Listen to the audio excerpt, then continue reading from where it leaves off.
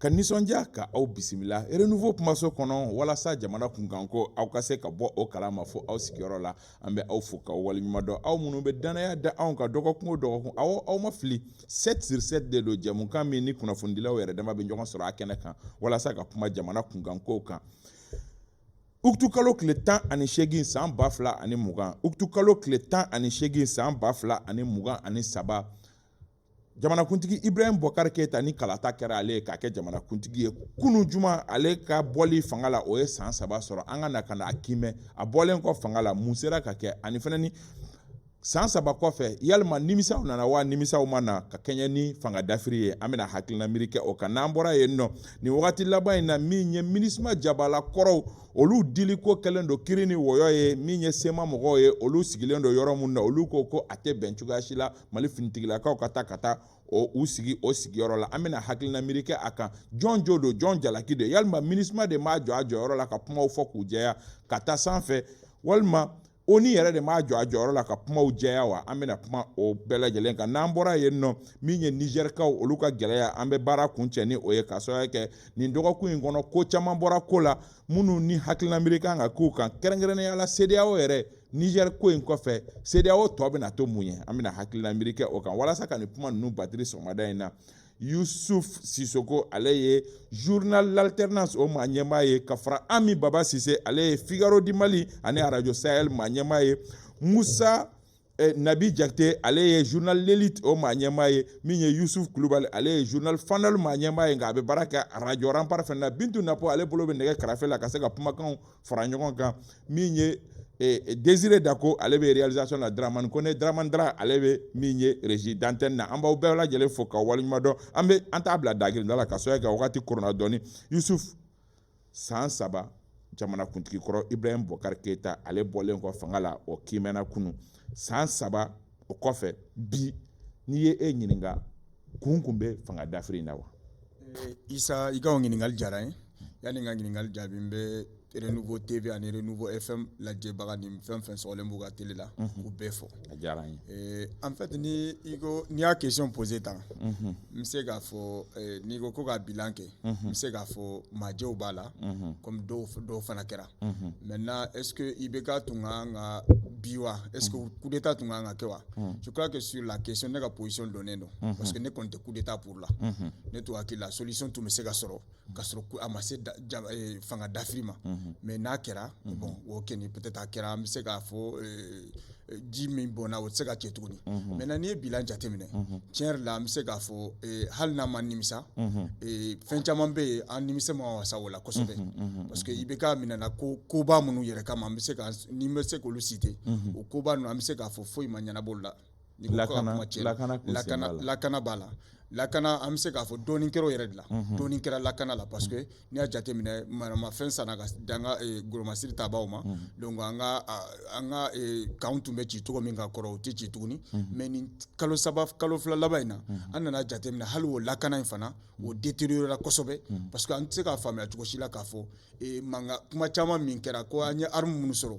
drone b'an bolo radaru b'an bolo arme wɛrɛw avion b'an bolo ko dugu bɛ se ka ci ou bien ko mɔgɔw ka misiw bɛ se ka gɛn misi 2,000 ka taa n'olu ye k'a sɔrɔ foyi ma b'o la vraiment an tun tɛ se ka sigi n'o ye cogo si la donc ni kalo 3 laban in na an bɛ se k'a fɔ ko sécurité détériorera kosɛbɛ o de sécurité yɛrɛ de fisara dɔɔni n'i ye domaine tɔw ta n'i ye diplomatie ta mais franchement ni ne mana maaw ye k'a fɔ ko Mali diplomatie ye diplomatie ɲɛnama ye ne bɛ yɛlɛ de quoi parce que n'i y'a jateminɛ diplomatie yɛrɛ kɔrɔ ye mun ye Isa o i ka jamana ni jamana wɛrɛ cɛ ko ɲɛnabɔ mais bi n'i y'a jateminɛ Mali isolé don ministre b'i sigi k'a fɔ ko Mali isolé tɛ mais a bɛ se k'a fɔ ne ko Mali isolé tɛ cogo di n'a bɔra Russie yɛrɛ ma ni teriya b'a ni Russie cɛ teriya ta ni maa wɛrɛ cɛ u bɛ chinois minnu fɔ ani iranien minnu fɔ la olu si tɛ se ka na cogo si la tant que en tout cas condition dɔw ma réuni alors que bi condition foyi réuni tɛ bi donc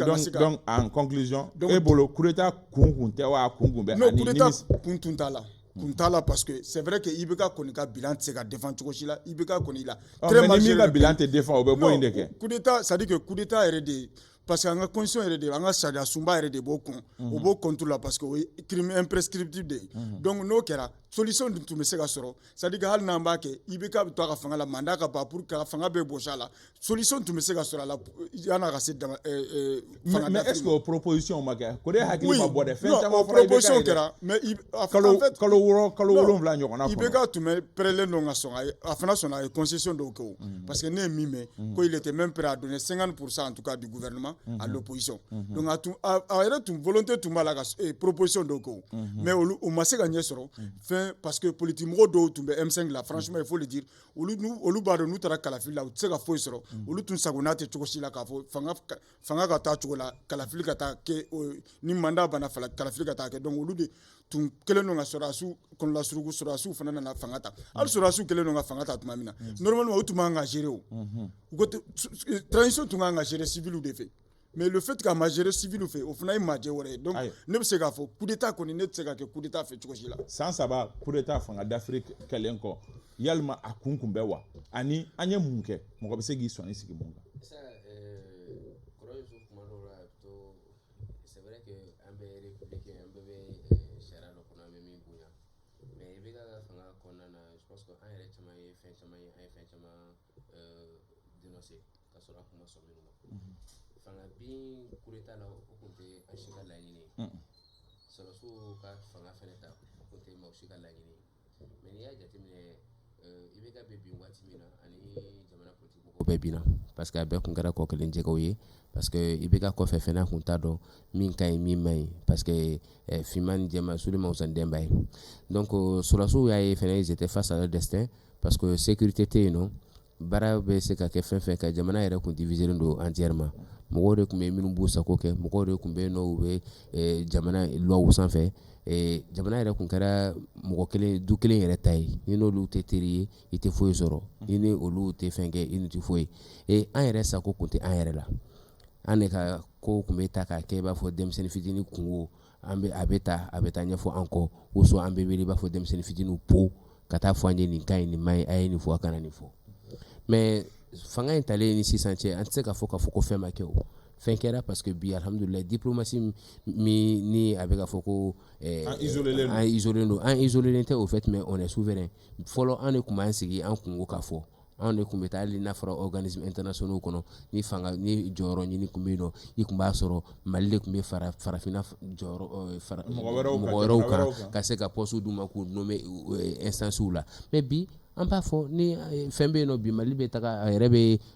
kɛ candidat ye a ka fɛngɛw la ni u ni tɔw kumana ni tɔw sɔnna ka fara o kan ni tɔw ma sɔn ka fara o kan wa bɛɛ b'a ɲini bi o confrontation de bɛ yen nɔ an tɛ wele k'an ka ko kɛ infantilisation ko ye ka kɛ denmisɛnninya ko ye fɔlɔ an kun ye pays fragile de armée kun bɛ yen nɔ mais pas que pas parce que cɛw kun tɛ yen cɛw kun bɛ yen mais cɛw kun kan ka kɛlɛ kɛ ni maramafɛn min ye cɛw kun kan ka kɛlɛ kɛ ni ordre minnu ni couverture minnu o de kun tɛ yen mais bi alhamdulillah n'i y'a lajɛ Sahel zone na par exemple an ka armée an bɛ se k'a fɔ an bɛ caman sanfɛ bi parce que ni Burkina ni Niger ta kan an ni minnu bɛ kɛlɛ la surtout terrorisme contre la bi kosɛbɛ an bɛ yɔrɔ min na bi olu fana b'an kɔ au contraire anw de bɛ ka dɛmɛ don olu yɛrɛ ma bi walasa kɛlɛ in ka se ka kɛ ka ɲɛ n'i ye a lajɛ fɛnɛ majɛ caman kun bɛ fɛn caman na ni olu ɲɛnabɔra bi c'est vrai que jamanajɔ la fɛnɛ fɛn bɛɛ tɛ se ka ɲɛ ɲɔgɔn fɛ fɛn dɔw ye IBK ka waati jɛ an y'olu dénoncer mais caman bɔra olu la bi parce que même si n'a ye kɔsanni na kalo 6 laban in kɔnɔ erreur dɔw kɛra an b'o fɔ parce que recyclage kɛra u bɛ mɔgɔ dɔw bɔ ministère la kɔsan na dɔw yɛrɛ nommé ka conseil spéciaux ye u bɔra ministère la pourtant mɔgɔ caman kun b'u ka action apprécier yɔrɔ bɛ i b'a fɔ ministre Dede Ousmane mais ka tila ka recycler tuguni ka taa n'a ye présidence la ka sɔrɔ présidence o ye conseil di yɔrɔ de mais ministère la elle avait la main à la patte dans l'action donc mais olu fɛnkɛ caman bɛ yen nɔ mais je pense que nin kalo 6 laban in kɔnɔ u kan ka lajɛ fɛn bɛ se ka falen fɛn min man ka falen parce que routine de bɛ ka installer n'o routine de installer la o de bɛna se ka na ni mɔgɔw ye ka mɔgɔw bila regret la mais mɔgɔ si tɛ se ka IBK ka fanga regretter mais an bɛ tila ka na min kan ka kɛ ka améliorer Ami Baba Cissé san 3 Ibrahim Boubacar Keita talen kɔ regret walima a kun bɛ bon n bɛ bɛɛ lajɛlen fo foli diyara u ye Ala ka hinɛ Ala ka dayɔrɔ suma amina yarabi Isa bɔra ka kuma Musa bɔra ka kuma mun fɔ ani Yusufu ye mun fɔ moi je me suis un peu au milieu ne bɛ camancɛ la mun na parce que c'est vrai Nabi ye kuma caman fɔ sisan min tun bɛ ka kɛ IBK ka waati la olu bɛ sen na IBK ka waati la u tun bɛ ka mɔgɔw minɛ ka tunu n'u ye u bɛ sen na a kɛra dans cette transition IBK ka waati la mɔgɔw bɔra parce que élection ko de kɛra a mankan cayara référendum yɛrɛ min bɔra ka kɛ sisan on a vu le comportement des uns et des autres a fɔra ko constitution yɛrɛ t'o jaabi di o ko kelen de kɛra o bɛ sen na sabanan a fɔra ko kan kun tɛ attaqué IBK ka waati la kan tun bɛ ka ci de dans cette transition a kɛra hali sisan mɔgɔw bɛ ka dugu bɛ ka ci mɔgɔw bɛ ka faga dans cette même transition IBK ka waati la kurantigɛ kun bɛ kɛ de mais a ma se nin hakɛ ma donc c'est un problème qui est encore là IBK ka waati la min ka jugu n'a bɛɛ a y'a fɔ sisan ko il y avait des gens qui étaient au-dessus de la loi o bɛ ka kɛ don o don on a vu magistrat yɛrɛ bɔra ka kɛlɛ kɛ yan nɔ mais ni min ye min ja o de bɛ kɛ on a vu comment on a nommé des magistrats mais IBK ka waati e tun bɛ nin critique kelen kɔnɔ bi e nimisara wa est-ce que kun b'a la non Youssouf ye kuma dɔ fɔ ka kuma dabiri quoi moi je suis totalement et foncièrement contre les putschistes mɔgɔ o mɔgɔ n'i bɛ coup d'état kɛ c'est-à-dire n tɛ se ka bali marifa tɛ ne bolo parce que lorsque c'est-à-dire armée kɔnɔ n'a sɔrɔ les gens sont bien formés si tu es bien formé là n'i bɛ ka baara kɛ ka ɲɛ quoi ko dɔ bɛ yen nɔ ko i ta kɛ diɲɛ kɔnɔ i ta kɛ hali n'a fɔra k'i ka kɛ i ta kɛ mais hali ni jamanadenw ka hakɛ bɛɛ lajɛlen darakiliw la ni sɔrɔdasiw m'u jɔ jɔyɔrɔ la jɔn bɛ n'o baara kɛ c'est vrai bɛɛ b'a dɔn kɔni IBK ka régime moi j'ai fait partie des gens qui ont dénoncé ne t'a fɔ ko on a dénoncé nous on était les quelques rares journalistes qui étions là bɛɛ bɛ se k'o fɔ mais k'a fɔ ko mɔgɔ minnu bɔra sur combien de Maliens mɔgɔ joli de bɔra M5 kɛlɛ la politique mɔgɔ ninnu a dɔw y'a fɔ sisan minnu tun bɛ ɲɛma devant en 91 pour la lutte de la démocratie minnu ye kɛlɛ kɛ pour que démocratie kana olu de tun bɛ nin coup d'état kɔfɛ parce que n'i y'a ye coup d'état bɛ kɛ CEDEAO bɛ fanga ta n ko dɔ de b'u dɛmɛ o politique mɔgɔw de bɛ k'u dɛmɛ fan bɛɛ fɛ mais e bɛ ka min fɔ IBK fana ye coup d'état dɔ soutenir contre Amadou Toumani Touré en son temps ne bɛ ko f'i ɲɛna on n'est pas dans ça ne bɛ se ka kojugu kɛ mais ni ne bɛ se ka kojugu dɔ kɛ mais ni e y'a kɛ au lieu que toi tu fasses comme moi tu dois dénoncer ce n'est pas parce que ne ye nin kɛ a ma ɲɛ e fana b'a fɔ ko moi j'ai soutenu ça n'a rien à voir mais ne b'o de fɔ IBK ATT ta on va dire que ATT a démissionné parce que c'est pourquoi on a dit c'était le coup d'état le plus bête ko kɛra cogo min o yɛrɛ bɛ se ka faamu parce que IBK également a démissionné ouais IBK a démissionné donc c'est pourquoi minnu ye coup d'état kɛ olu bɛ k'a fɔ ko coup d'état tɛ mais coup d'état de don hali ni m'a fɔ ka ɲɛ c'était un coup d'état an yɛrɛ tɛmɛna o yɔrɔ la maintenant là où nous sommes n bɔra k'o de fɔ sisan n ko il y a des choses Nabil bɔra k'a fɔ sisan si le plan équipement bon an tɛ fɛ ka n da don o yɔrɔ la parce que si tu vois même qu'on n'aime pas souvent parler il y a certaines choses qu'on ne peut pas dire mais au moins minɛnw sɔrɔ la c'est comme tout de suite il y a des équipes de football aujourd'hui qui ont tous les moyens ils ont des grands joueurs mais à la fin premier tour deuxième tour u bɛ éliminer Champions League la n'i ye moyen sugu bɛɛ de di mɔgɔw ma n'u ma se ka baara in kɛ ka ɲɛ c'est un problème parce que sécurité tel que ça doit venir la a ma na o minɛw bɛ yen nɔ mais sécurité tɛ ka na au contraire Youssouf bɔra k'a fɔ sisan a bɛ ka tiɲɛ de ka taa mais est-ce que o tɛ 3 mois laban ye non hali n'a kɛra 1 mois laban au contraire ça doit pas mais i tɛ se ka 3 ans bilan dresser non Issa non 3 mois là kuma caman tun bɛ ka fɔ a si tɛ tiɲɛ tu sais il est temps que les gens commencent à parler moi tu vois e yɛrɛ b'a dɔn e bɛ ne wele combien de fois pour que an ka na e yɛrɛ kɛra dictateur ye parce que kuma sugu dɔ bɛ yen anw tɛ fɛ ka n da don a la dɛ il y a eu malheureusement des gens sur les réseaux sur des radios malheureusement qui ont dit beaucoup de choses bon au kɔlɔlɔ de filɛ dɛ moi je fais partie des gens qui disent il faut pas parler de l'armée sur la place publique min b'i bolo il y a des choses là il t'o fɔ quoi mais au kɔlɔlɔ de bɛ yen nɔ si on voit aujourd'hui là que des gens nous appellent un peu partout les pays est pris IBK ka waati la cɛmancɛ de kun don sisan a bɛ Kulikɔrɔ mara la a bɛ Sikaso mara la a bɛ fan bɛɛ de fɛ a bɛ Segu mara la si IBK c'était pas comme ça donc il y a un certain nombre de choses anw tɛ fɛ ka n da yɛrɛ de don o la mais on ne dit pas que des efforts n'ont pas été faits o ye fɔlɔ filanan par rapport à la diplomatie nous on était sous les pieds de la France aujourd'hui on est sous les pieds de la Russie mɔgɔw t'o fɔ pourquoi mɔgɔw minnu bɛ k'a fɔ ko France bɛ ka wari di mɔgɔw ma donc cela veut dire que Russie fana bɛ ka wari di dɔ ma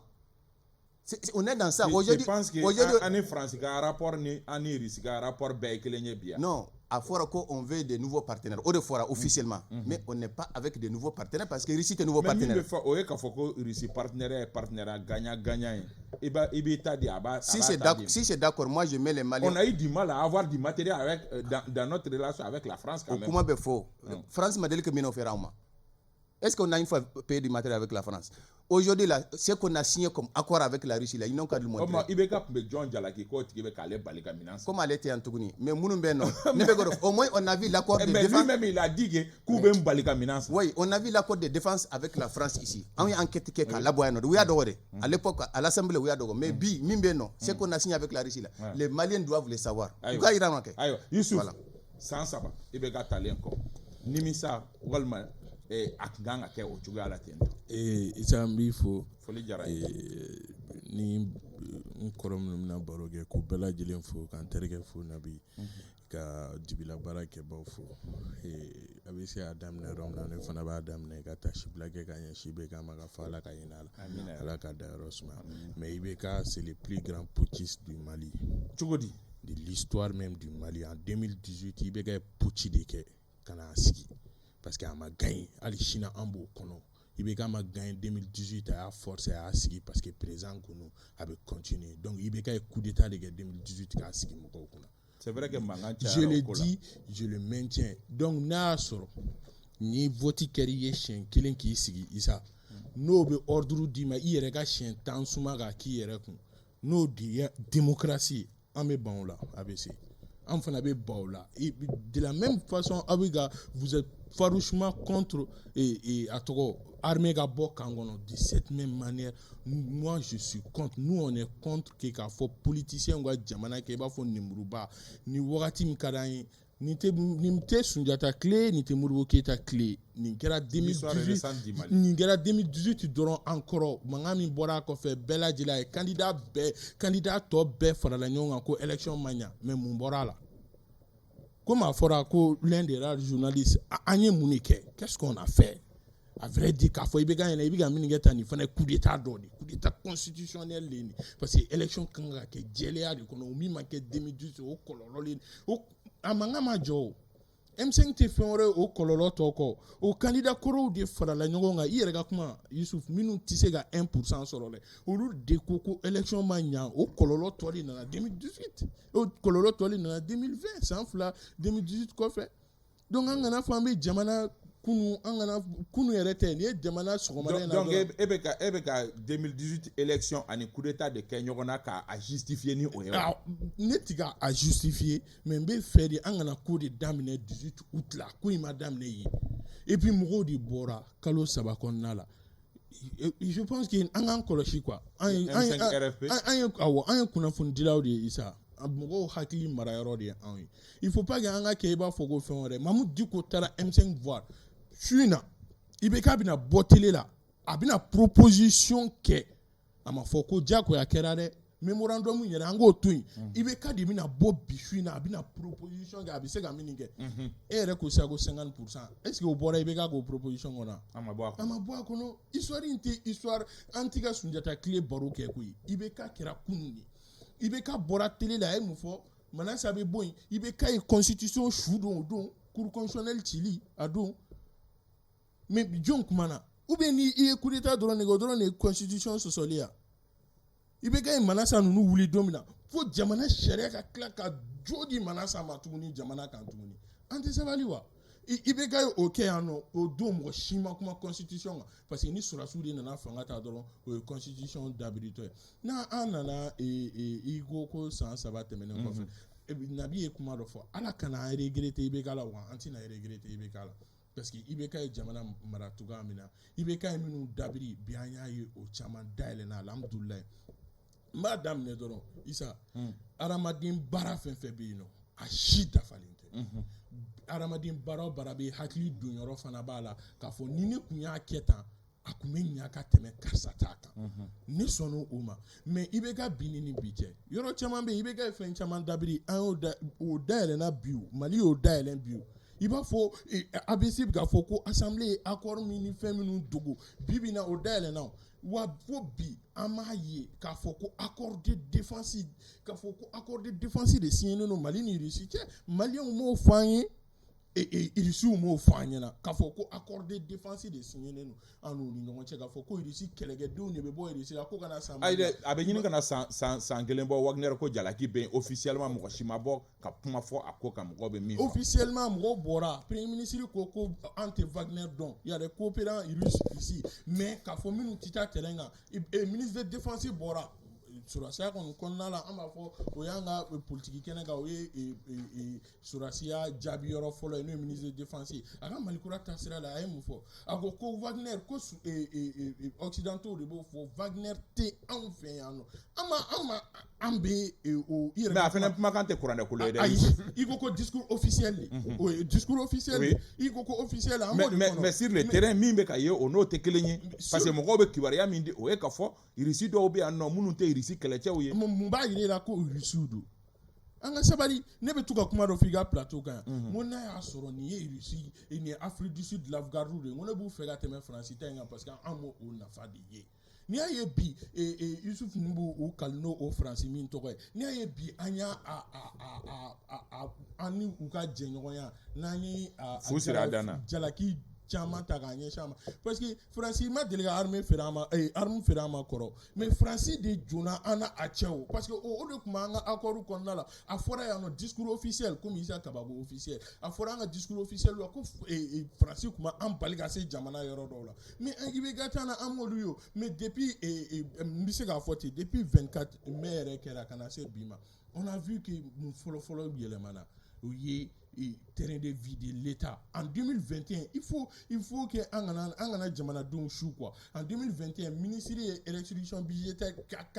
101 milliards de francs CFA o de sera ka fara ɲɔgɔn kan o donna mun na école caman bɛ yen nɔ i bɛ ka taa na n'aw kun taa minnu photo ta k'a fɔ ko ji jɔlen filɛ nin ye classe kɔnɔna la n'o olu dilanna n'o ye siraw dɔw bɛ yen nɔ minnu dilanna n'o ye a tɔ bɛ yen tɔ caman bɛ yen minnu ma kɛ mais an kana bɛɛ lafili assise nationale de la refondation an y'a ye yan nɔ IBK ninnu ye min kɛ a tɔgɔ dialogue national an y'a ye hali ka dialogue san 2 dialogue dialogue kɛlɛ kɔfɛ san 1 dialogue kɛlɛ kɔfɛ a baara ma se ka lawaleya mais an y'a ye bi comité suivi évaluation sigira assise nationale la wagati ni wagati an y'a ye hali a ma mɛn u tun bɛ primature la u ye ministre bɛɛ lajɛlen fara ɲɔgɔn kan ka kuma assise yɛrɛ ko kɛra cogo di wa bi na a bɛ fan jumɛn an y'a ye o assise recommandation dɔ hali bi sibiri min an bɛ kuma la assise recommandation dɔ bɛ ka lawaleya ni o ye états généraux de l'immigration bi na o bɛ ka kɛ an ka jamana kɔnɔna la bi k'a fɔ de ko foyi de ma kɛ ka den n'a koliji fili ɲɔgɔn fɛ isa ne bolo venant ko kɔrɔw yɔrɔ ne bolo o man ɲi sisan an ye bilan réflexion kɛ bilan kan an ma tila bilan na fɔlɔ parce que en fait Youssouf est un bon avocat du régime c'est bien joue bien ce rôle en fait an bɛ ka kuma Mali jumɛn de kan c'est pas le même Mali an bɛ Mali kɛlɛ min kɔnɔ quand il me dit que siraw bɛ ka dilan école bɛ ka dilan Mali situation bɛ cogo min bi e bɛ se k'a fɔ an ye ko sira bɛ ka dilan grand chantier jumɛn de bɛ Mali la bi n'i bɛ se k'i tigɛ jɔ a la il y en a pas hali aw taara terrain min wuli terrain ma wuli fɔlɔ terrain nin tɛ terrain ye nin tɛ terrain ye nin tɛ terrain ye n bɛ fɛ ka min fɔ dɔrɔn tugu bari et puis pendant 3 ans u ye Faransi kɛlɛli de kɛ fond de commerce an bolo hali o don na ministre des affaires étrangères bɔra réciprocité Faransi visa tigɛ an fana b'a tigɛ franchement an ka bɔ olu kɔnɔ sa an ka bɔ discours kɔnɔ c'est-à-dire que an tɛ kɔnɔdimi tɛ o ɲɛdimi de an bɛ don jumɛn kɔnɔ an bɛ don min kɔnɔ an bɛ don concret de an bɛ don baara de kɔnɔ bi na domaine si tɛ yen bi i bɛ se ka min ta Ami Baba Sise y'a fɔ a ka kuma kɔnɔ électricité ni ɲɔgɔn courant ma kɛ Mali la depuis en tout cas depuis ne kɔni ye kodɔn fo bi ni ɲɔgɔn courant ma kɛ Mali la gɛlɛya min bɛ maliyɛnw da la bi ni ɲɔgɔn ma deli ka kɛ Mali la de l'indépendance à le jour pratiquement je ne sais pas du temps de Moussa Ouд mais en tout cas a ka ca ni san 20 ye ni ɲɔgɔn gɛlɛya ma deli ka kɛ Mali la bi insécurité ni y'a fɔ a ka kuma kɔnɔ hali Kayi insécurité bɛ yen yɔrɔ jumɛn bɛ yen région jumɛn bɛ yen insécurité tɛ yɔrɔ min bi donc franchement an ka bɔ kuma kɔnɔ sa an ka bɔ ko ninnu kɔnɔ donc ne bɛ fɛ ka min fɔ bi an tɛ se k'a fɔ k'a nimisara IBK tagali ma parce que IBK franchement n y'o de fɔ n'ale ka bilan tɛ se ka défend mais honnêtement an ye fɛn o fɛn reproché IBK la n'a ma juguya bi foyi en tout cas caman ma b'a la. Ayiwa Musa Nabi ko minnu reprochera IBK la o ɲɔgɔnna kelen na baara bɛ redresser cogo di? Ça, je vais tɛ kuma ta ni passion ye mais yɔrɔnin dɔ bɛ fɔ ko o laclé c'est que isu ka kuma kɔnɔna na ko Sunjata clé kuma tɛ an bɛ ka min fɔ bi oui Yusuf Kulibali kuma fo k'an ka ko dɔ faamu on a toujours dit ici IBK o sɔrɔdasiw Mali problème fɔlɔ ye maliyɛnw de an t'a fɔ ko fɛn dɔw ma falen mais yɔrɔ dɔw bɛ yen nɔ an ka o fana fɔ ɲɔgɔn ye Mali ni Russie ka coopération n'an bɛ ka fɔ bi accord de défense ni Russie cɛ ou bien accord de coopération mais la coopération entre le Mali et la Russie c'est depuis Mali ka naissance de depuis 1960 et ka daminɛ Modibo Keyita la ka na IBK la ka na fo sɔrɔdasiw la bi marifa Russie ka marifa de tun bɛ an ka armée bolo depuis toujours n'a fɔra ko bi k'o ye forme wɛrɛw ta o tɛ kokolon ye o kɛra diɲɛ bɛɛ ɲɛna diɲɛ maa bɛɛ ɲɛna mais bi an mago bɛ coopération na ka taa yɔrɔ wɛrɛ min ye coopération céréalière ye min ye coopération de formation ye ka accentuer tuguni fɔlɔ bourse kun ye 130 sisan Assimi ka taa laban na a kɛra 295 ye o coopération ma daminɛ bi o c'est comme ani Algérie bɛ cogo min na Mali étudiants bɛ taa Algérie chaque année i b'a sɔrɔ mɔgɔ 1000 ni kɔ de bɛ taa Maroc o kelen de don an n'olu ma fara o an ka diplomatie isolée tɛ o ni fɛn min ma fara min ka fɛn ma b'o la o n'an ko ko Faransi FMI mɔgɔw ye Mali sanctionné IBK ka waati dɔ la a kɛra mun kama parce que IBK kun ye wari dɔ bɔ ka marifa dɔ san n ko bateau d'armement kun yera Sénégal n ko de kɔfɛ FMI mɔgɔw nana k'a fɔ ko an bɛ ka argent détourné ka taa don armement na k'an mago tɛ armement na ka sɔrɔ la kuma dɔ an mago kun bɛ min na o kɔfɛ an ka avion Casa dɔ kun immobilisé don par les États-Unis en Espagne o kun ma livré o parce que olu de ka dictat kun bɛ yen n'olu ko k'a ye nin kɛ a kana nin kɛ k'a sɔrɔ pourtant an mago kun b'a la bi o avion Casa min nana an tɛ ka a nafa ye an ka terrain ma an ka transport de troupes la n'an ka sɔrɔdasiw min sɔrɔ a t'u ta kana wa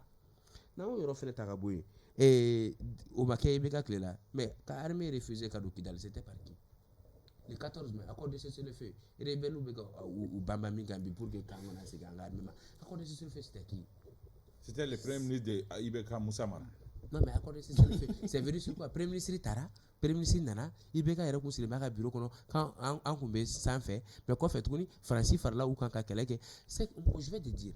an bɛ ka fɛn fɛn kɛ waati dɔ la ni mɔgɔ y'i ba bɔ n'i ma wuli k'i ba de fa i bɛ kɛ dangaden an bɛ yɔrɔ min na bi par exemple sisan an bɛ se k'a fɔ aw ko inquiétude coup d'état kun kɛra mais constitution kura min votera sisan par exemple on peut le dire o ye solution de ye parce que coup d'état wɛrɛ tɛna kɛ tuguni parce qu'il y a possibilité ka président destituer il y a possibilité ka kuma ɲɔgɔn wɛrɛ sɔrɔ jamana ko la ka sɔrɔ a ma kɛ ni marifa ye mais il y a aussi possibilité pour que ka politiciens fɛnɛ bila sira kan sira min fɛnɛ ye hɔrɔnya ni danbe parce que ni ko n bɛ nin na an ye nin kɛlɛ kɛ ka nin sɔrɔ ɲɔgɔn fɛ élu la e bɔra député dɔ tun bɛ Buguni a ye parti IBK ka mandat kɛ far a élu la far de fɛ mais a ye Mali parti bɛɛ kɛ législature kelen na Mali parti bɛɛ mais bi solution sɔrɔla o la moi je vais vous dire n'a fɔra bi ko an ka sariya ta moi ne b'a f'i ye sariya elle est encore justice distribution elle est lente encore parce que mɔgɔ dɔw bɛ yen nɔ u minɛna a mɛnna u ka jugement tɛ ka se ka kɛ mais n'a fɔra ko bɛsi de bɛ réseaux sociaux kan sisan ko o jugement traitement ka teli an k'o bila affaire minnu bɛ yen an k'olu gérer ni a bɔr'o la par exemple sisan an bɛ énergie ko kuma min na oui o ye fiɲɛba ye ko in na dɛ a san saba kɔnɔ o ye fiɲɛba ye ko in na kɛ Isa mais le problème c'est que an ka ko dɔw fɛnɛ faamu Mali énergie d'abord on n'est pas autonome parce que an ka énergie 60% bɛ bɔ yɔrɔ wɛrɛ de an bɛ k'o de ɲɛɲini i b'a dɔn problème ye min ye c'est pas en 3 ans mɔgɔ dɔw ka kuma la ko den min wolola n'a ye san 3 sɔrɔ san kɔni kan ka sɔrɔ mais IBK fɛnɛ 7 ans dɔrɔn de mais a ye 7 ans non mais a ye 7 ans dɔrɔn kɛ degun jumɛn na par exemple IBK ye 7 ans de kɛ président mais IBK ye san 30 kɔni kɛ Mali fanga la avec d'autres alliés et o san 30 fara Musa Tarawele ka san 23 kan ni fɛn ba ma kɛ mais k'an bɛ ka bɔ o de kɔlɔn kɔnɔ il faudrait que an bɛna sigi k'an bɛna o kuma fɔ ɲɔgɔn ye tantôt ko san 3 kɔnɔ nin ma se ka kɛ mais ce sont pas des dieux et n'a fɔra ko bi ko maliyɛnw bɛ fɛ Mali ka kɛ min ye maliyɛnw yɛrɛ de bɛ falen fɔlɔ n'a fɔra ko examen sujet tun bɛ futur kɛ mais maliyɛnw de tun b'a futur k'a di u denw ma n'a fɔra ko courant tun bɛ suɲɛ maliyɛnw de tun b'a suɲɛ ka di u denw ma ni maliyɛn tɛ impôt sara maliyɛnw de tun b'u ban ka impôt sara ni maliyɛnw bɛ wari di polisiw ma maliyɛnw de tun bɛ polisiw corrompu donc pour que Mali ka k'an sago ye bi la solution c'est que C'est la refondation même du Malien qui va être à la base de toutes nos réussites. Et un peu au reforce sur la souille quand tu faire ça. Mais quand c'est qu'il faut ni fallait n'anima fallait. Fin mikara sambi saba sambi dans l'hôtel fallait sans ça. Ami base Malikoura be atteint chubudi. Sans démagogie. Bon, moi, au début, je me suis dit entre Nabi. Mais désormais, non, moi, ma position n'a pas varié. Okay. Mais Moussa Beko, comment je pense qu'à Oula, à ma main, quoi. Ni nani sigi plateau sans fait ko mal ko coup d'état tekituni quoi ko parce que constitution kono a favoriser cette constitution là parce que ni ko parce que constitution kono mais pas mais OK coup d'état mais coup d'état armé côté parce que il y a des mécanismes aujourd'hui non attends même Hal Ibeka Kouati ou bien Atete Kouati par exemple Ibeka Kouati il y avait la haute cour de justice Atete on a mis Atete en accusation ici ngo au constitution kono non même si on ne peut pas destituer le président là a foro ko coup d'état manganga kede problème est nodé abeni constitution kono a fɔra ko coup d'état mangan ka abeni constitution kono o de b'a bali wa ne bɔra ko kuma info ngo c'est une question ko garde fou il y a des militaires ka moyen bila même se ka jamana kuntigi destituer o kun te constitution kono o kun ta kono jumɛn ka moyen ka mécanisme il y avait la haute cour de justice. Oui, mais la Cour de justice qui fonctionnait très bien. Il y avait non pour destituer un président. Ça met le président en accusation. Attends, si on te met en accusation là, tu démissionnes. Bon. Tu n'as même pas le choix.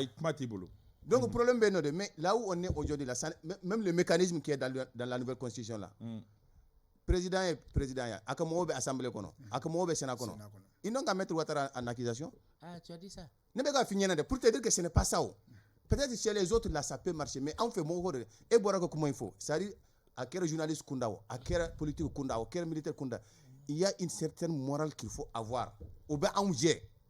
Fendo beno quoi, hanna ma foki ka toibe, il va toi quoi. Le comportement des Maliens doit changer. Oui. Mais non ma kedron, il faut pas qu'on gagne. Malikoura, comment on atteint le Malikoura? Oui, follow. Malikoura du ouais, ça c'est inter. Moi, Dorebeka Fowaiko, la transition nous a donné notre dignité. Moi, la transition ne m'a pas donné ma dignité parce que je n'ai jamais perdu ma dignité. Mais aujourd'hui, être malien quand même devient de plus en plus. Non, être malien devient de plus en plus une fierté. Bon, nous on a toujours été fiers. Ça, on peut le dire. Non, il y a des gens, c'est vrai, ils sont dans une situation. Mais demain ne changera. Avec Foucault, aujourd'hui, les gens qui ont détourné les milliards là, c'est des gens qui ont été à l'école de Modibo. C'est des gens qui ont été à l'école de Moussa. Ce n'est pas les jeunes aujourd'hui. C'est des gens qui ont 60 ans, 70 ans, 75 ans. Ça, donc il faut que mon Koboko. Halsini, Obesenao. Qu'est-ce qui a changé dans ça? Mais Malikoura et Djumé, moi je préfère avoir le Mali d'avant. Bon, je ne suis pas même un adepte de Modibo, mais le Mali de Modibo là où le comportement était, où c'est une question de morale. La morale, c'est quoi? Morale de Bafigna, Ninde Kany, Angake, Ninde Mani, Angatoy. Ce n'est pas même une question de loi. C'est le Malien qu'il faut refonder. Toi et moi, on se rejoint sur beaucoup d'aspects. Voilà. Ça dit que me fait comme info. Malikoura Koy, pour moi, c'est un mirage. Mirage donc, parce que Malikoura te dayo. Allez, comment doit faire comme l'État a train de changer. Il peut me dire coup d'État qu'il a un budget. C'est parce que les ressources financières se font de moins en moins rares. Se font de plus en plus rares. Mais bi. Et puis c'est qu'il faut prime munu beka ta su ibeka autorité beka prime ta su ibeka ngo kelen de beka ta bi munde borola donc me fait comme info dron Malikoura pour moi c'est un mirage. Les gens sont dans du populisme dans des discours mais la réalité mais pourtant jamanaden famba na ibo aw damadon jamanaden famba non ay mi fo jamanaden famba be sinogo de la sa be wuli oh jamanaden famba Malikoura be ye tugo di jamanaden famba be sinogo la wuli une situation de mais à que tu n'es pas placé là jamanaden fait parce que ne be jamanaden bonya trop ou place sinogo la et il faut que mais intelligence de bonya koro ka famu ga fo mɔgɔw bɛ se ka miiri différemment ka famu ga fɔ mɔgɔw bɛ se ka yeta ye I b'a fɔ aw tɛ k'a ye cogoya min na ayi sɔn o ma kɔrɔ mina min f'i ɲɛna n ye terrain de vie fɔ o I yɛrɛ ka kuma ko prime o tɛ kɔnɔdimi ye o ye ɲɛdimi de an y'a ye ala ma mɛn a tɔgɔ CNT membre bɔra ka min fɔ an y'o mɛn kɔrɔlen an b'a ye an ka assemblée président bɛ joli de ta ou ka fond de souveraineté la bibi na joli de bigata premier ministre be joli ta 75 millions bibi na bi premier ministre ga joli sur 25 millions il se ka fo ko fait ma bola min bɔra la a kɛra ka ambulance dɔw san k'a di a ye tricycle san mais i b'a dɔn i tɛ se k'a fɔ plateau kan ko mɔgɔ dɔ i ye journaliste i tɛ yamaruya a tɛ bɛn i k'a fɔ plateau kan ko mɔgɔ dɔ man di a tɔgɔ Isa an to o fana reconnaît an k'o fɔ il faut pas que u yɛrɛ ka kuma an ye kunnafonidilaw fɛn fila bɛ yen nɔ peut-être émotion man kan tɛ ka an sɔrɔ kojugu mais juguya fana man kan tɛ ka an sɔrɔ kojugu dɛ Mali kura bɛ atteint cogo di? La question y'o di. Mali kura an b'a kɔnɔ maliyɛnw de sigira kurantigɛ cɛla yurugu ma falen fɛn caman ma falen très bien min na o an b'a kɔnɔ de ne m'a fɔ n k'a banna o an b'a kɔnɔ de processus de don et processus min no a bɛ wagati jan de ta isa ne y'a f'i ɲɛna yan nɔ n ko en tant que kiri ma se ka kɛ jamanadenw jigiya ye don min na an ye magistrats ka kuma fɔ yan nɔ n ko magistrats ka n'u sigi ka fɔ an bɛ se k'u dɛmɛ fɛn na parce que kiri ma se ka kɛ jamanadenw jigiya ye o ye bɛ nabi ni ABC région yɔrɔ la n'o o ye k'a fɔ maliyɛn yɛrɛ ye maliyɛn yɛrɛ kɛcogo fo o de ka falen pour que an bɛ dynamique min kɔnɔ o ka se ka taga ɲɛfɛ bi bi in na kɔrɔ Yusuf kɔnɔdimi tɛ ɲɛdimi de don malidenw de sigira assise nationale de la refondation k'a daminɛ ayisa mais i ɲɛ t'a la mɔgɔ minnu sigira e t'olu ka intelligence fana bonya kɔrɔ i b'a dɔn c'est très grave dɛ ayi i bɛ ka min kɛ tantɔ i bɛ ka min kɛ tan c'est très très grave i bɛ ka min kɛ mɔgɔ minnu sigira maliyɛnw de don e t'u ni maliyɛnya cɛ assise ye charte élaboré charte tɛ ka violer bi ayi assise ma charte élaboré c'est charte Concertation assise nana nationale de charte charte élaboré mais o tɛ ka violer bi ayisa an k'an jɔ sa mais assise ye recommandation de o ye recommandation i b'a fɔ de minnu kan ka bi a bɛ cogo di mise en assise œuvre ko kan kan ka taa 4ème république la bi bi na o tɛ kɔnɔdimi ye o ye ɲɛdimi ye ne m'a fɔ n k'a ka ɲi ne m'a fɔ n k'a bɛɛ ka ɲi mais quand même maliden caman b'a ŋunafan sɔrɔ ni o recommandation ninnu kɔnɔna la bi bi na o fɛn minnu bɛ yen nɔ o acquis minnu bɛ yen nɔ an b'o olu bɛɛ lafiliya kuranko bɛ yen nɔ o ye tiɲɛ kɛ sɔngɔw da ka gɛlɛn o ye tiɲɛ kɛ vie chère o ye tiɲɛ kɛ mais o b'an a to an bɛ den n'a koliji filiya Yusuf wagati kelen min na aw bɛ k'a ye k'a fɔ ko bidɔn in k'a kɔnɔ ji bannen don ka s'a kilancɛ ma ne bɛ k'a ye i b'a fɔ ji b'a kɔnɔ fo ka s'a kilancɛ ma fo aw fana ka sɔn o de ma k'a fɔ ko mɔgɔ dɔw ɲɛ b'a la k'a fɔ ko ji bɛ bidɔn kɔnɔ fo ka s'a kilancɛ ma ne m'a fɔ n ko a bɛɛ ɲɛna mɔgɔ yɛrɛ tɛ se k'o fɔ parce que hadamaden baara de don mais k'a bɛɛ fana lafili kɔrɔ dɔ fɔ i y'a bɛɛ lafili dɔ fɔ n ye o de kuma dɔ la kɔrɔ a bɛ se n'a bɛ kuma ta a b'a fɔ ko ale bɛ Yusuf ni Nabi cɛ a t'u ni ɲɔgɔn cɛ dɛ mɔgɔ bɛɛ ɲɛ bɛ an bɛɛ ka position na kɔrɔ i bɛ hakɛ to mais quand même mun de kɛra n'o ɲɛna ko Nabi y'o fɔ k'e y'o appuyer o tɛ yen donc e tɛ se k'i situer ninnu fila ni ɲɔgɔn cɛ ka ayisa mɔgɔw invité don en fonction de ça o t'a kunbɛ e b'o fɔ an bɛ taa ɲɛfɛ non ayi an b'a fɔ de mɔgɔw de tulo b'an na mɔgɔw de tulo b'an na mɔgɔw de débat équilibré de don an bɛ taa ɲɛfɛ mɔgɔw de tulo b'an na bi bi na Mali kura bɛ a taga se ɲuman de kan parce que an ka diplomatie tɛ k'a fɔ k'i ni diɲɛ bɛɛ ka bɛn koyi diplomatie ye k'a fɔ k'i kumakan de k'a lamɛn Russie min filɛ bi diɲɛ bɛɛ bɛ k'a kɛlɛ mais diɲɛ bɛɛ b'a lamɛn bɛɛ bɛ k'a kɛlɛ bi mais bɛɛ tɛ k'a lamɛn non diɲɛ bɛɛ bɛ k'a kɛlɛ n'an ko ko ni kɔrɔ ko k'a ka dignité ma bɔ a bolo o ye kuma de ye o fɛn dɔw de bɛ mɔgɔw ka dignité yɛrɛ fana incarner kuma dɔw la a banna o fɛn minnu bɛ a banna temps min b'an bolo ni sujet fɔlɔ kan o temps banna an bɛ don an ka deuxième sujet kɔnɔna la min ye k'a fɔ ko MINUSMA tali ni o y'a sɔrɔ résolution 2690 ye ale décidé a lawaleyali bɛɛ lajɛlen tun b'a dɔn k'a fɔ ko gɛlɛyaw bɛ se ka don a baara la ka sababuya kɛ yɔrɔ dɔw bɛ yen nɔ minnu bɛ kulu marifatigiw bolo o de baara daminɛlen a sera bɛɛ wagati min gɛlɛya donna a baara la ka sababu kɛ marifaci bɔra la Ami Baba Se mun ye baara gɛlɛya jɔn ma tiɲɛ fɔ jɔn ye munna bɛɛ kan ka di Mali armée ma munna a man ka di Mali armée ma. Non, je pense que quand fɛn min bɛ MINUSMA bolo a kan ka di armée de ma mais kumaɲɔgɔnya ma kɛ parce que a mana kɛ cogo cogo MINUSMA devait faire un plan de retrait mais est-ce qu'o kɛra parce que BER c'est différent BER ye SEMA ka yɔrɔ de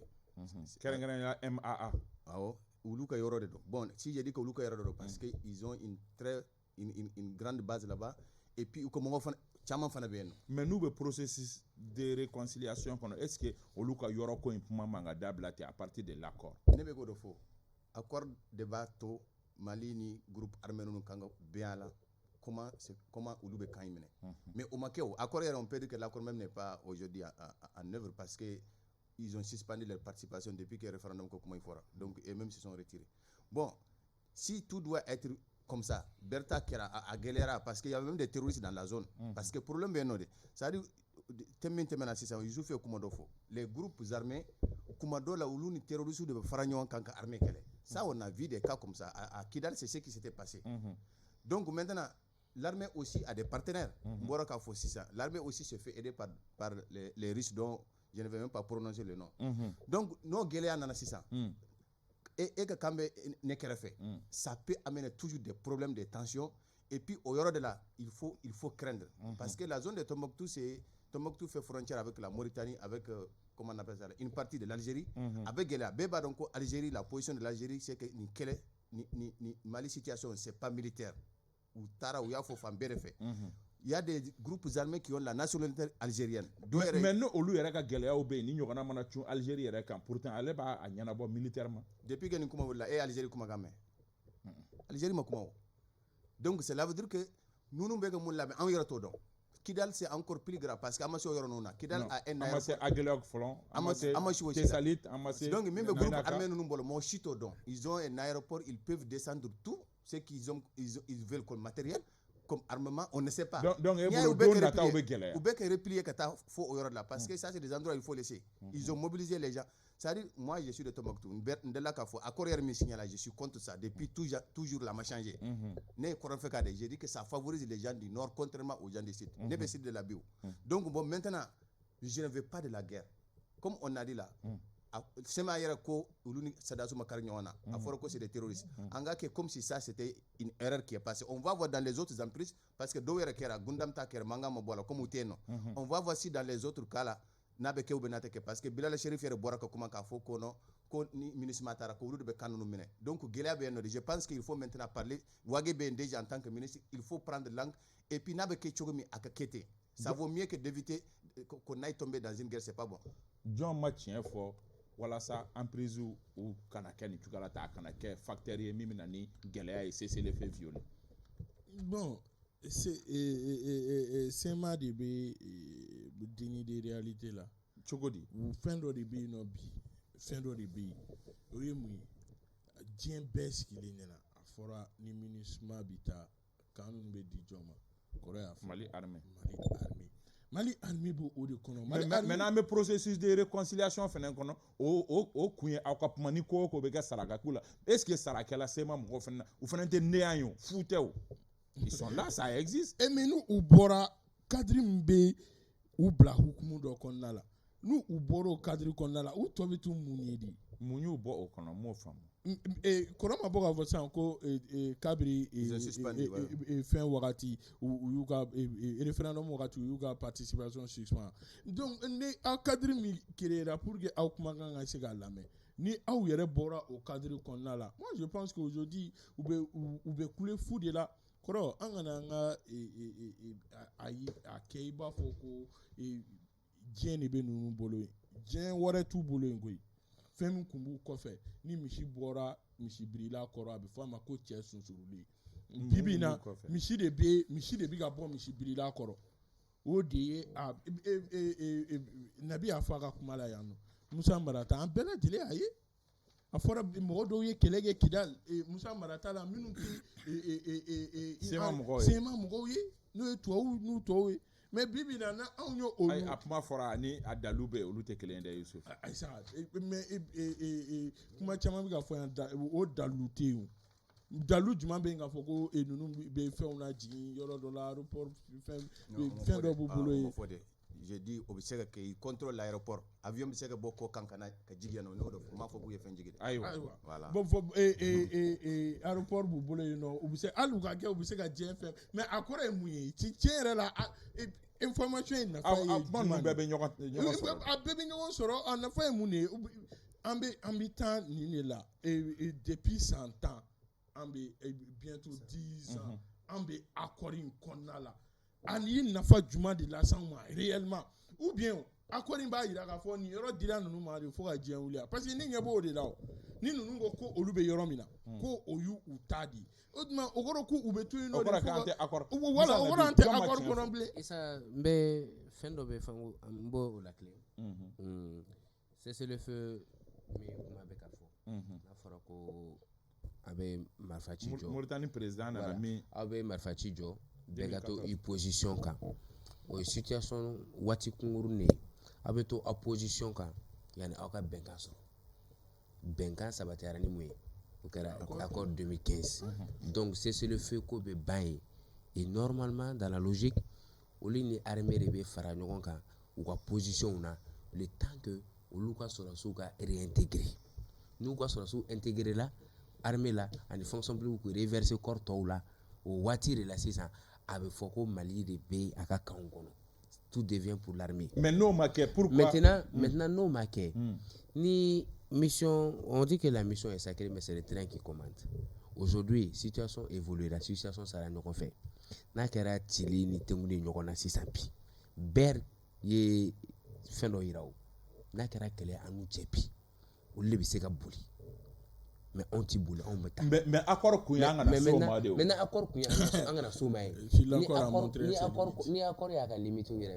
ni accord ye a yira k'a fɔ ko hali sini fɛn dɔw bɛ yen anw bolo min permet don min permet tɛ anw tɛ se ka to o kɔnɔ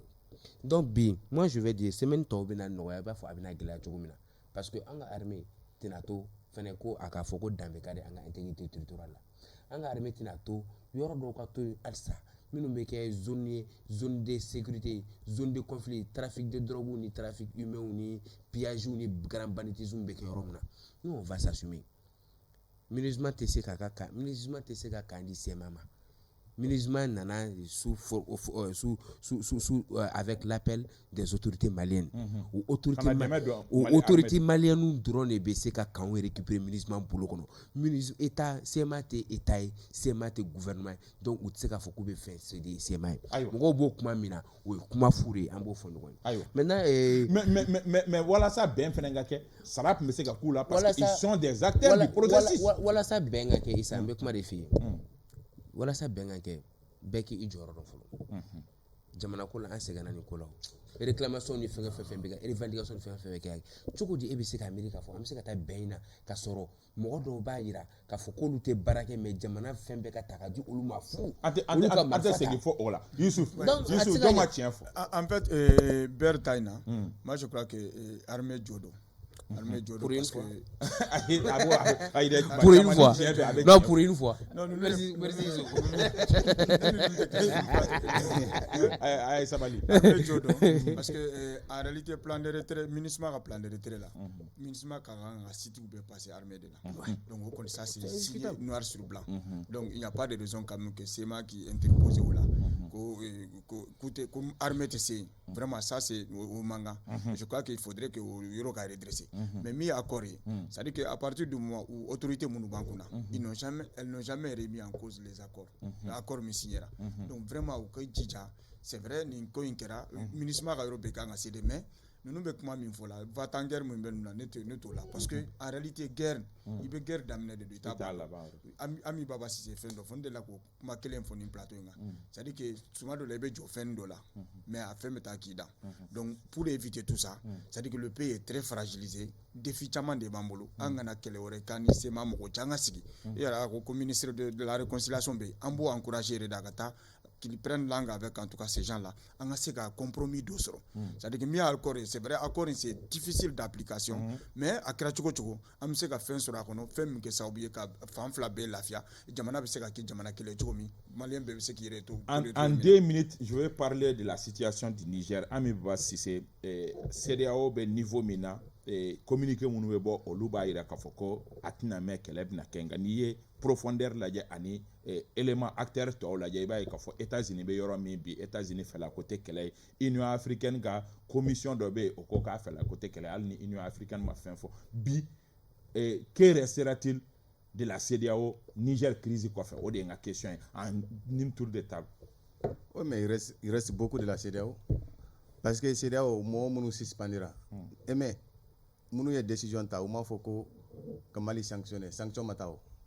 Sanction tara, tout le monde n'était pas là. Munu ye sanction ta contre le Niger. Sanction m'a appliqué wa. Parce que munu suspendera, ou l'ubiseka muneke, ou l'ubiseka foueke ou. Tu n'es même pas là. Donc décision bêta, nous et mon faux. Même si c'est 2 ou 3 chefs d'État qui restent là, nous et mon faux, au béquet. Mbora ka faux si ça malita la anifambe, j'ai dit qu'un coup d'État, moi j'ai condamné ça. Oui. Mais un coup d'État que Niger, je pense que CEDEAO, disons Niger, moi je ne veux pas d'une intervention de la CEDEAO. Oui. Mais il faut que ces gens-là, ou que Fendo Yirou là quoi. Parce qu'on a laissé le cas du Mali passer, le cas du Burkina, le cas de la Guinée. CEDEAO a été trop tendre parce qu'il y avait des raisons objectives. Mais dans le cas du Niger, je pense que quelqu'un qui a fait 11 ans avec le même pouvoir là, et il faut qu'il y ait un changer. Il faut que les gens se posent des questions. Youssouf, tour de table Kelendo, CEDEAO, toi, Beto Mounier, Niger. Non, en fait, intervenir. Non, moi je crois que CEDEAO m'a fait exclu. Aye, voix fla de sur la table, diplomatie B, mais ou prélève l'ombi. Intervenir. Est-ce que tu es bon, Barabaga ou Barabarate, c'est que sur les chefs d'état-major, on y a réunion que, où il y a calé déjà, Mounouka, contribution, Minganga, au pays Mounouka, Mrodi, au pays où donner, donc, Mounouka, dit, je crois qu'ils disent qu'ils sont fin prêts. Moi, je crois que ça met beaucoup mal à Yoromina. Et moi, je ne suis vraiment pas, je ne serai pas contre. En tout cas, moyen ou moyen, c'est utiliser même une intervention. À l'intervention militaire. Est-ce que tu es Sahel, tu es Sahel, non. Ça veut dire que, en fait, une intervention, avec une intervention chirurgicale, ça veut dire qu'une petite gente ne peut pas prendre en otage tout un pays. Mais est-ce que Djamanadé Famba tout non? Il y a une armée qui sont derrière. En fait, bon, une armée, est-ce que c'est vrai? Parce que souvent, doit obliger les nommer. Il va y avoir c'est-à-dire que les femmes à l'intérieur même, au lieu que c'est là où à l'intérieur même, tu vas sentir ça. Moi, je crois qu'il faut que nous nous céder. Moi, je suis privilégié au dialogue, au voie diplomatique. Mais non, mania. Franchement, on va que tu vas bien. Moussa Nabi. Pour que mais je pense que en réalité nous il faut fin avec un yoga chez vous ani fin de fois d'amener la nebe sogorika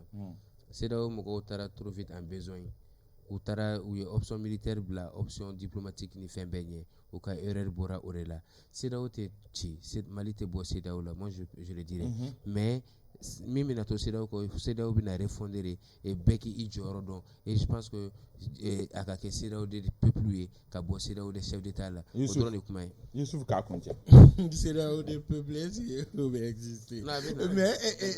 akake chef d'état oui minumbuga jamana do bonya isa surtout nebe au fo Niger ga kan ba ira na ka fo ko CEDEAO kuma rola ube kuma juna ko jugu ni be ni voie diplomatique na soro obibolo tienre la imanga motika kelege mina be bo dongilo et je pense que Mali il y a 2 semaines min fo au carrière jugude ou bien une semaine mais au kera ni au fo dien mo ni au fo malien on on la ube ka be choisir no ka be so ou banano ka CEDEAO ka délégation mais c'est clair parce que ni igo mo ma amini keleli ne bi i keleli donc au là on y bibado imani Patrice Talonga discours follow ima boda wala dama ko korogo ko sanction be appliquer mais jamana jol fait jamana joli ba appliquer bibi na CEDEAO mini kumana o jamana joli ni Niger be frontière je ne m'a appliqué CEDEAO na bor Mali Burkina tu sanction ngou na masa ko c'est pas la même chose wa fere be Niger c'est pas la même chose wa tisa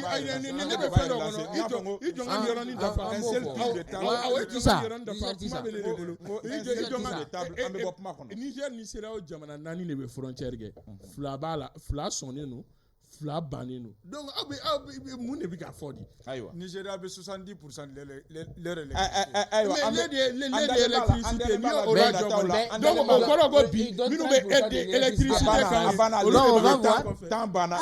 ambe awfoka awali mado ka son kana baro ke jamana kunganko ka andale mala ka fo jamana de famia soro bidu na pobolo pme nege karafela radio fanfe ka jaw franyon ka Désiré Dako Dramane Kone ale pme ka achari wala sa aw ka soro bamsa sogo jogolojo ambi fo ka groupe 7/7 moko bela jelen fo almami sangata Mohamed Karambe yanfo Orange la ambi fo abana ka demba ya sego ambu fo capitaine Kalou Traoré ambe afo yanfo kanajigila ka foli badi kata commandant à la retraite Nyangma yanfo katifuka la Drissa Sakɔ studio tamani